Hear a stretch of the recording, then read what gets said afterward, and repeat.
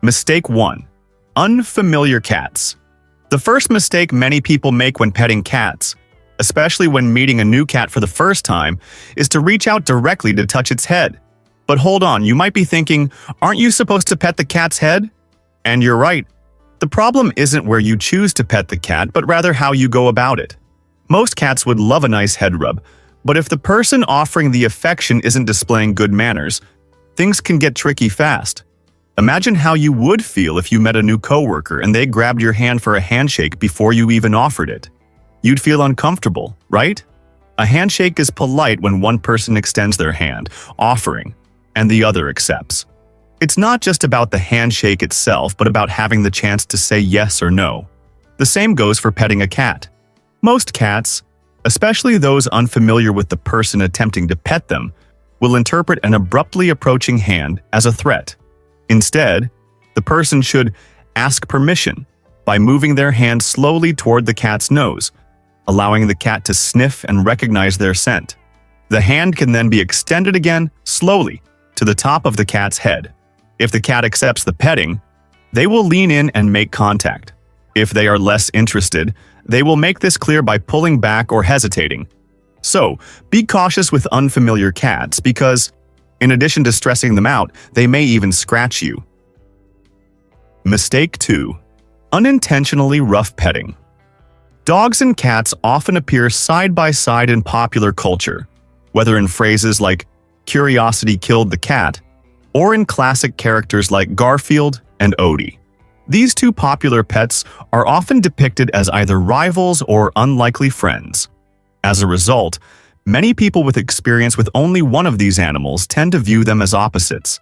Many cat lovers, though they may not admit it, secretly think of dogs as larger, more trainable cats with wagging tails. Dog owners, on the other hand, tend to view cats as aloof dogs that meow instead of bark. These misunderstandings can lead to various misconceptions. But one of the worst happens when a dog lover meets a cat and tries to pet it the same way they would their canine friend. Cats are much smaller than most dogs, with lighter bones and less sturdy bodies.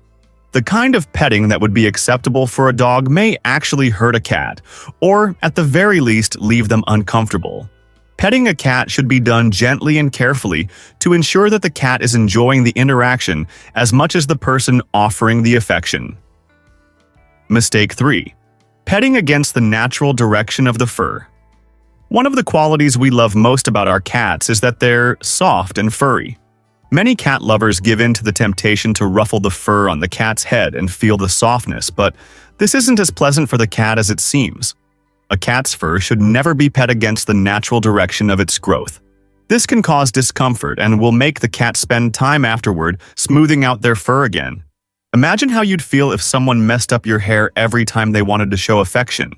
Instead, you should always pet your cat in the direction the fur naturally grows, meaning starting at the top of the head and moving towards the back and tail, rather than from the tail towards the nose.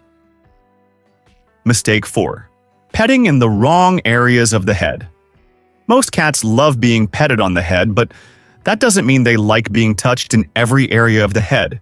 They have specific preferences, and for many cats, petting in the wrong place can result in scratches. When petting a cat on the head, the person should stick mainly to the top of the head and the base of the ears. The ears themselves shouldn't be touched, and most cats make this clear by flicking their ears away from anyone who gets too close. The area around the eyes and the top of the nose are also spots to avoid. The most important area to avoid, however, is the whiskers, located on the forehead and cheeks.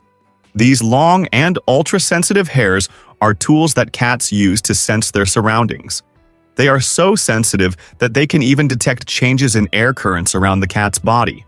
When something as large and clumsy as a human finger touches these whiskers, it can cause sensory overload very quickly, potentially even causing pain.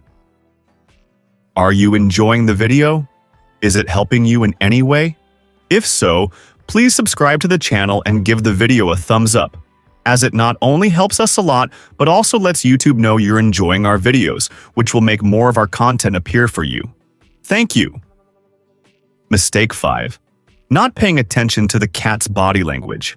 One of the most common complaints from people who aren't fans of cats is that they scratch for no reason while being petted. In reality, of course, there's usually a reason for them doing this, and a cat about to scratch has typically given clear signs of irritation well beforehand. Humans just have difficulty noticing these signs. The most obvious sign of feline discomfort is an agitated tail. Cats use their tails to express their emotions. If the tail is moving in a quick, agitated manner, it's a sign that the cat is stressed or annoyed. A cat that has had enough petting will usually start with a slight tail tip twitch, progressing to stronger movements, and eventually to tail lashing and potentially scratching.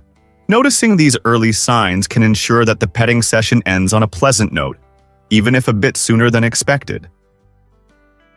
Mistake 6. Petting the cat with dirty or toxic hands. As mentioned at the start, cats groom and clean themselves by licking their fur. This means that anything on their fur will likely end up in their mouths, along with the fur itself. This may sound gross, but it's not as bad as it seems. Like many carnivores, cats have strong stomachs and robust immune systems, so a bit of dirt or dust accidentally swallowed is unlikely to cause major issues. The same goes for fur, which will be expelled as a hairball that the cat will eventually cough up. However, some things the cat might lick are more dangerous. Certain types of flowers, like lilies and tulips, can be fatal if ingested by cats, even in small amounts. Common kitchen items like coffee and chocolate can also cause problems, ranging from stomach upset to heart palpitations and seizures. So, if you have anything on your hands that could be dangerous for your cat, especially if you've handled decorative flowers or human foods, it's a good idea to wash your hands thoroughly before petting your cat. This ensures that the next time they decide to groom themselves, they won't ingest anything potentially harmful. Mistake 7. Petting the cat during mealtime. Cats are adorable in any situation, but there are times when it's appropriate to give in to their cuteness and times when it isn't. Mealtime is one of those times when it's best to avoid petting. Although a domestic cat doesn't need to worry about where their next meal is coming from, their ancestral instincts are hard to erase. In the wild, an animal approaching while a cat is eating could mean that their meal is at risk of being stolen, or worse, that they're about to become another animal's dinner. So, your cat won't appreciate being petted during mealtime, and if you do it often, they may even begin to avoid their food dish. Instead, save the petting for after dinner, when they'll likely enjoy it more. Now, changing the subject, is your cat spayed or neutered? Do you know the implications of sterilizing a cat? In this video here on the screen, I discuss the biggest myths and truths about spaying and neutering cats. I bet after watching this video, you'll know whether or not to sterilize your furry friend. Click on the screen and keep exploring the amazing world of cats with me.